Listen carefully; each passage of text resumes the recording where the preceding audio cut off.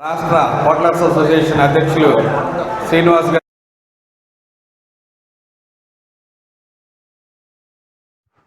AVN TV వార్తలకు స్వాగతం. వార్తలు చూస్తున్నాను. పొండేటి హోటళ్లు, స్వీట్లు, బేకరీ, ఫాస్ట్ ఫుడ్ సెంటర్లు, కర్రీ పాయింట్ తదితర తినుబండారాల వ్యాపారులు ఆహార భద్రతా చట్టంలో పేర్కొన్న నియమ నిబంధనలు ఖచ్చితంగా పాటించాలని ఆహార భద్రతా అధికారి కోన వెంకటరత్నం వ్యాపారులను కోరారు. అలా పాటించకపోతే కఠిన చర్యలు తప్పవని, ప్రజారోగ్యాన్ని కాపాడవలసిన బాధ్యత ప్రభుత్వంతో పాటు వ్యాపారులపై కూడా ఉందని ఆయన అన్నారు. Tadepalligudem hotels, sweets, bakery association ఆధ్వర్యంలో సోమవారం స్థానిక గుండం ఫంక్షన్ హాల్లో అవగాహన సదస్సు నిర్వహించారు. అధ్యక్షులు శ్రీనివాస్ గారికి, మరియు కోశాధికారి వారు సెక్రటరీ గారికి, మరియు కోశాధికారి బాబు గారికి, మరియు వివిధ జిల్లాల నుంచి విచ్చేసిన వివిధ ప్రాంతాల నుంచి మరియు వివిధ జిల్లాల నుంచి విచ్చేసినటువంటి జిల్లా హోటల్స్ అసోసియేషన్ అధ్యక్షుల వారికి, అలాగే సెక్రటరీస్కి, మరియు కోశాధికారి వారికి, మరియు ఈ సభకు విచ్చేసినటువంటి హోటల్స్ వ్యాపారస్తులందరికీ కూడా నా సభాపూర్వకంగా ఉదయపూర్వక నమస్కారములు. చాలా సంతోషమైన దినం ఈరోజు. అలాగే క్షమించాలి, ఈ సభకు ఇచ్చేసినటువంటి ఎలక్ట్రానిక్ మరియు ప్రింట్ మీడియా సోదరులకు కూడా హృదయపూర్వక నమస్కారం. చాలా సంతోషమైన దినం ఈరోజు. ఎందుకంటే హోటలర్స్ అసోసియేషన్ ఆహార పదార్థాలతో వ్యాపారం నిర్వహిస్తున్నారు. ఇది ప్రజలకి విక్రయించేటప్పుడు ఆరోగ్యమైనటువంటి ఆహారాన్ని అందిస్తే సమాజం కూడా మీకు లాభదాయకంగా ఉంటుంది, అలాగే కొనుగోలుదారులకు కూడా ఆరోగ్యంగా ఉంటుంది, సమాజం కూడా ఆరోగ్యంగా ఉంటుంది. దీన్ని గుర్తించి లాభాపేక్ష ముఖ్యంగా ఉద్దేశంగా కాకుండా నాణ్యమైనటువంటి ఆహార పదార్థాలని పరిశుభ్రమైనటువంటి పరిస్థితుల్లో మంచి శుద్ధ నీటిని వినియోగించి తయారు చేసిన ఆహార పదార్థాలని విక్రయిస్తారని కోరుకున్నాను. ముఖ్యంగా పూర్వం చట్టం వేరు, ఇప్పుడు వచ్చిన చట్టం. పూర్వం 2011 వరకు కూడా ఆహార కల్తీ నియంత్రణ చట్టం ఉండేది. 1954 నుంచి కూడా అది నియమ నిబంధనలు ఏమి ఉండేవో దాంట్లో. కనుక ఎవరు ఏ చిన్న తప్పు చేసినా కూడా వాళ్ళందరి మీద క్రిమినల్ యాక్షన్ తీసుకునేటువంటి పరిస్థితులు ఉండేవి. కానీ ఇప్పుడు చట్టాన్ని సరళీకృతం చేశారు. 2011 నుంచి కూడా ఆహార భద్రతా ప్రమాణాల చట్టం తీసుకొచ్చింది.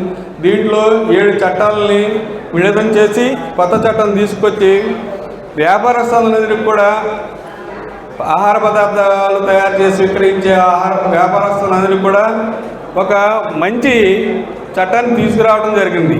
ఈ చట్టంలో ముందు అందరికీ కూడా అవగాహన కల్పించాలి. ముందు మీ అందరికీ అవగాహన కల్పించడమే దీని యొక్క ముఖ్య ఉద్దేశం, ఫస్ట్ మోటో. కనుక మీరందరూ అవగాహన కలిగి సక్రమైన ఆరోగ్యకరమైనటువంటి మంచి నాణ్యమైన ఆహార పదార్థాలను తయారు చేసి ప్రజలకు విక్రయిస్తారని కోరుకుంటున్నాను. ఈ సందర్భంగా హోటళ్లలో పాటించాల్సిన ఆహార భద్రత నిబంధనలపై విస్తృతంగా వివరించారు. హోటళ్లలో పరిశుభ్ర వాతావరణం లేకపోవడం వల్ల ప్రజల ఆరోగ్యంపై తీవ్ర ప్రభావం పడే అవకాశం ఉందని ఆయన హెచ్చరించారు. ముఖ్యంగా ఆహారంలో వాడే టేస్టింగ్ సాల్ట్, కృత్రిమ రంగులు శరీరానికి హానికరమని, క్యాన్సర్ వచ్చే అవకాశం ఉందని తెలిపారు. అదేవిధంగా ప్లాస్టిక్ కవర్లలో వేడి పదార్థాలను వాడటం వల్ల తీవ్ర ఆరోగ్య సమస్యలు వంటి ప్రాణాంతక వ్యాధులు వచ్చే ప్రమాదం ఉందని పేర్కొన్నారు. ఫుడ్లో అనవసర కెమికల్స్ వినియోగాన్ని పూర్తిగా నిషేధించాలని సూచించారు. కొత్త ఫుడ్ సేఫ్టీ చట్టాలపై హోటల్ యజమానులు, సిబ్బందికి అవగాహన కల్పించారు. నిబంధనలు పాటించని హోటళ్లపై కఠిన చర్యలు తప్పవని వెంకటరత్నం స్పష్టం చేశారు. హోటల్ నిర్వాహకులు బాధ్యతగా వ్యవహరించి ప్రజలకు నాణ్యమైన, సురక్షితమైన ఆహారం అందించాలని ఆయన కోరారు.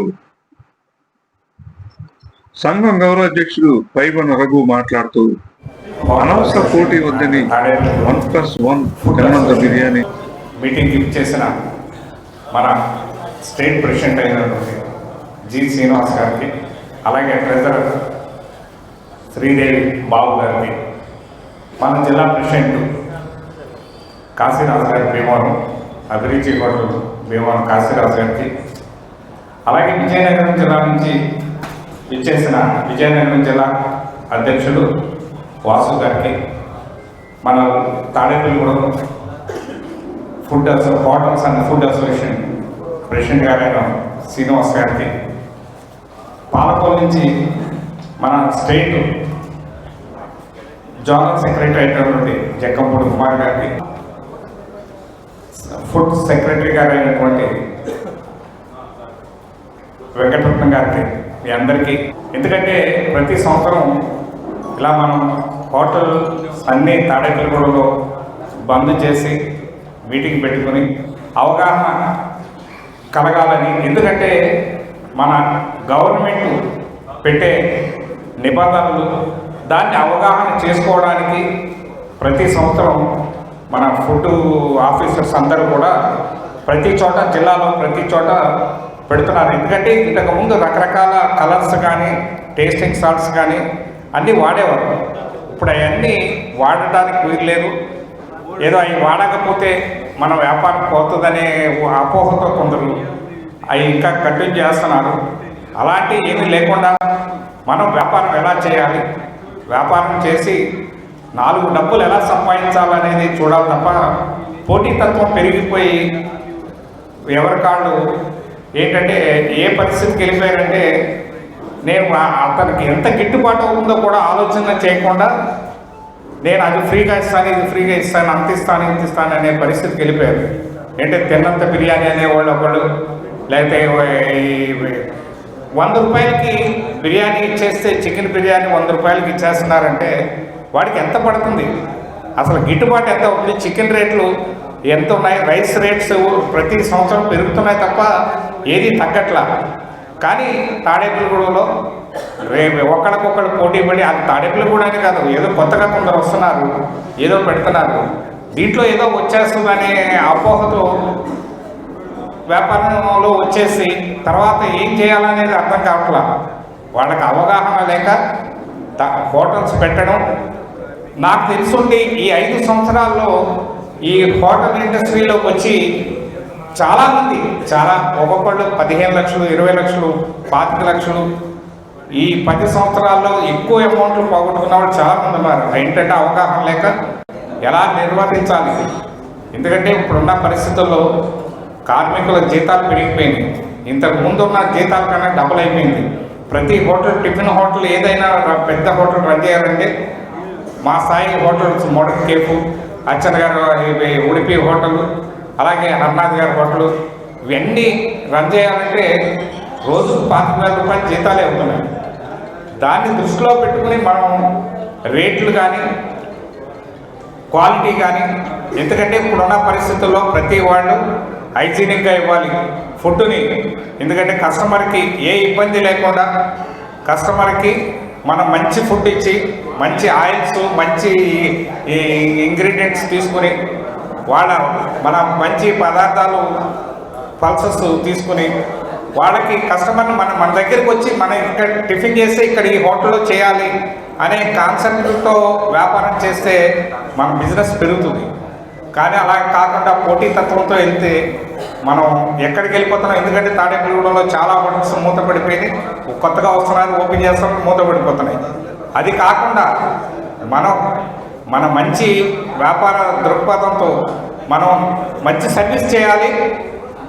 అలాగే సర్వీస్ చేసి మనం రూపాయి సంపాదించాలి.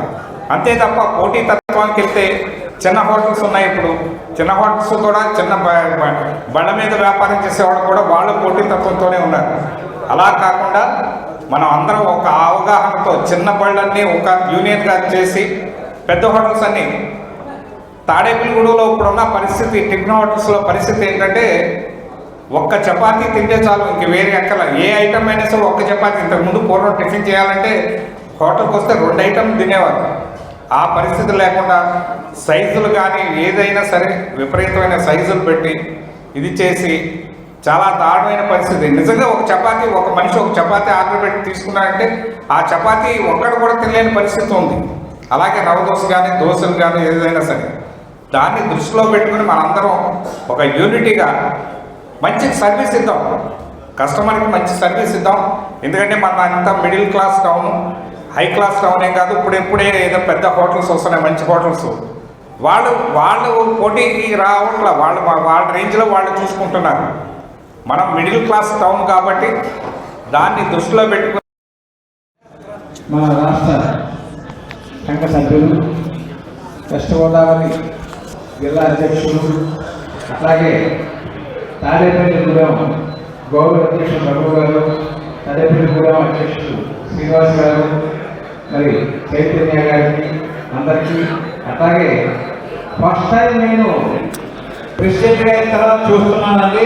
ఇది జిల్లా స్థాయి మీటింగా లేదా రాష్ట్ర స్థాయి మీటింగ్ నాకు అర్థం అవ్వలేదు. ఏ జిల్లా స్థాయిలో కూడా ఇటువంటి మీటింగ్ ఏర్పాటు చేయలేదు. జిల్లా స్థాయి మీటింగ్ అంటే ఒక 50 మంది 60 మంది రావడం, రాష్ట్ర స్థాయి మీటింగ్ అయితే ఒక 200 మంది వరకు రావడం అట్లా జరుగుతుంది. కానీ ఇక్కడ నిజంగా మనస్ఫూర్తిగా నేను అందరికీ చాలా అభినందనలు తెలియజేసుకుంటాం, ధన్యవాదాలు తెలియజేసుకున్నాం. ఇంత కష్టపడి మరి రఘు గారు, శ్రీనివాస్ గారు, చైతన్య గారు వీళ్ళందరూ కూడా మంచి యువత ఉన్నారు తాడేపల్లిగూడెంలో. వాళ్ళందరూ కూడా ఇంత చక్కటి కార్యక్రమాన్ని నిర్వహిస్తారని నేను అసలు ఎక్స్పెక్ట్ చేయలేదు. ఇది చాలా ఆనందంగా ఉంది.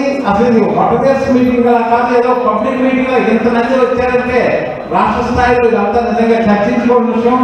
రాష్ట్ర స్థాయిలో ప్రతి జిల్లాలో కూడా ఇలాగే కానీ అసోసియేషన్ ఉంటే మనం ఏదైనా సాధించాలని మాత్రం నేను సవినయంగా మీకు అందరికీ మనం చేసుకుంటూ ఉన్నాను. తర్వాత ఆల్రెడీ మన పెద్దలందరూ మాట్లాడడం జరిగింది. మనం హోటల్స్ ఎట్లా మెయింటైన్ చేయాలి, ఏంటి, మనం బిజినెస్ చేయాలి అనే దాని గురించి నేను చెప్పడం పని లేదు. ఎందుకంటే రఘు గారు కానీ, అలాగే మన ఫుడ్ ఇన్స్పెక్టర్ గారు కానీ, మరి కాశీరాజు గారు అందరూ తెలియజేయడం, మరి కుమార్ గారు అందరూ చెప్పడం జరిగింది. చాలా చక్కగా వివరించారు. మనం క్వాలిటీ ఇవ్వండి, డబ్బులు తీసుకోండి, 10 రూపాయలు మన ఇంటికి తీసుకెళ్ళేటట్టు మనం వ్యాపారం చేయాలి. కానీ ఎవరి కోసమో పోటీ తత్వం పెట్టుకొని మనం నష్టపోతే మాత్రం ఏ పరిస్థితుల్లో మనం ఈ యొక్క వ్యాపారాన్ని అభివృద్ధి చేయలేము, నష్టాల్లో కడతాం విషయాన్ని మాత్రం మీకు సరళంగా తెలియజేసుకుంటున్నాం. అతి తక్కువ ధరలకే బిర్యానీ వంటి అనవసర పథకాలు వద్దని సూచించారు. చట్టపరమైన నిబంధనలు పాటిస్తూ ప్రజారోగ్యాన్ని కాపాడాలని, న్యాయంగా వ్యాపారం చేసే వారికి ఎలాంటి ఇబ్బంది ఉండదని అన్నారు. సంఘం పట్టణ అధ్యక్షుడు వేగి శ్రీనివాస్ మాట్లాడుతూ, అలాగే మన హోటల్ అసోసియేషన్ మన hotel association foods and association, అలాగే నా తోటి హోటల్ అసోసియేషన్ అందరికీ కూడా ధన్యవాదాలు. ఇలాగింత ఈ మీటింగ్ ఇంత సక్సెస్ అవుతుందని అందరూ కూడా ఊహించలేదు. అలాగే మీరందరూ నాకు సహకరించి నా గౌరవాన్ని నిలబెట్టినందుకు మీ అందరికీ కూడా కృతజ్ఞతలు, ధన్యవాదాలు తెలియజేసుకుంటూ, మీ పాదాభివందనాలు తెలియజేస్తూ, అలాగే నాకు ఏంటంటే మనకి హోటల్ అసోసియేషన్ అనే హోటల్స్ అన్నీ కూడా చాలా ఇబ్బందుల్లో ఉన్నాయి. ఎందుకంటే అందరూ కూడా ఏంటంటే ఏదో లాభాల్లో ఉంటుందని అందరూ కూడా అనుకుంటున్నారు, కానీ ప్రతి ఒక్కరూ కూడా నష్టాల్లో ఉన్నారు. అలాగే నన్ను గౌరవించి మీరందరూ కూడా ప్రెసిడెంట్ చేసినందుకు మన హోటల్స్, మన ఫుడ్స్ అండ్ స్వీట్స్ బేకరీస్, అలాగే మన బజ్జీల బండి పానీపూరీల వారందరికీ కూడా కృతజ్ఞతలు, ధన్యవాదాలు తెలియజేసుకుంటూ, అలాగే నాకు ఇటువంటి సదవకాశాన్ని కల్పించినందుకు. తర్వాత ఎలాగంటే మనకి నిరుడు 26 జనవరి రిపబ్లిక్ డే రోజున మనకు పెట్టి సంవత్సరం అయింది. ఆ తర్వాత ఏంటంటే మనకి ఈ రకరకాల ఇబ్బందులు, కవర్లు, తర్వాత ఏంటంటే మనకి ఈ ఫుడ్ ఇన్స్పెక్టర్ గారి గురించి కానీ, తర్వాత మన హోటల్స్కి ఈ కమిషనర్ గారు ఎలాగంటే పొడి చెత్త తడి చెత్త అని చెప్పి మనకి డస్ట్బిన్ పెట్టమని చెప్పి అన్నారు. అలాగే మనకి ఈ సంవత్సరం అంతా కూడా చాలా ఇబ్బందులతో మనం ఎదుర్కొన్నాం. తర్వాత ఏదైనా గౌరవనీయులు మన రఘు గారిని తీసుకుని మనకి ఏదైనా ఇబ్బంది వస్తే ఎమ్మెల్యే గారి దగ్గరికి వెళ్ళి మనం ఏంటంటే కవర్ల గురించి ఎలా కాదంటే బయోడిగ్రీ కవర్లు మనం ఇలా వాడుకోమని చెప్పారు. చెప్పారు. తర్వాత ఏంటంటే మనకి మళ్ళీ తర్వాత తడి చెత్త పొడి చెత్త అని చెప్పి మనకి ఎవరికాళ్ళు డస్ట్బిన్లు మీరు మీ వాటర్ దగ్గర పెట్టుకోమని అంటే అలా కాదు సార్, మాకు ఇలా ఇబ్బంది వస్తుంది, వాసన వస్తుంది, మనకి రకమైన మాకు అంటే మళ్ళీ రఘు గారిని తీసుకెళ్ళి ఎమ్మెల్యే గారితో మాట్లాడి దాన్ని మళ్ళీ క్యాన్సిల్ చేయించి మనం ఏంటంటే కొన్ని రకాలు కొన్ని పనులు చేసాం.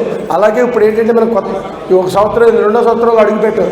మనందరం కూడా ఎలాగంటే ఒక తాటిపై ఉండి ఏ ఆఫీసర్ వచ్చినా ఎవరు వచ్చినా ఏదైనా సరే మనం మంచిగా ఆఫీసర్లతో మెలిగి, తర్వాత ఏంటంటే మనకి ఎలక్ట్రానిక్స్ మీడియా ప్రింట్ మీడియా వారికి నా ధన్యవాదాలు కృతజ్ఞతలు ధన్యవాదాలు తెలియజేసుకుంటూ, తర్వాత ఏంటంటే మా హోటల్స్ తరపున ఏదైనా ఇబ్బంది వస్తే మీరు మాకు కొంచెం ఎలక్ట్రానిక్స్ మీడియా కానీ ప్రింట్ మీడియా కానీ మాకు తెలియజేసి మాకు కొంచెం వ్యాపారానికి హోటల్స్ మా వ్యాపార అభివృద్ధికి మీరు తోడ్పడవలసింది కోరుచున్నాం. కంపల్సరీ ఫ్రిడ్జ్ హోటళ్ల వ్యాపారం నష్టాల్లో ఉందని ప్రజలు అధికారులు సహకరించాలని కోరారు. ప్రభుత్వ నిబంధనలను పాటించే విధంగా సంఘం తగిన చర్యలు చేపడుతుందని ఆయన తెలియజేశారు.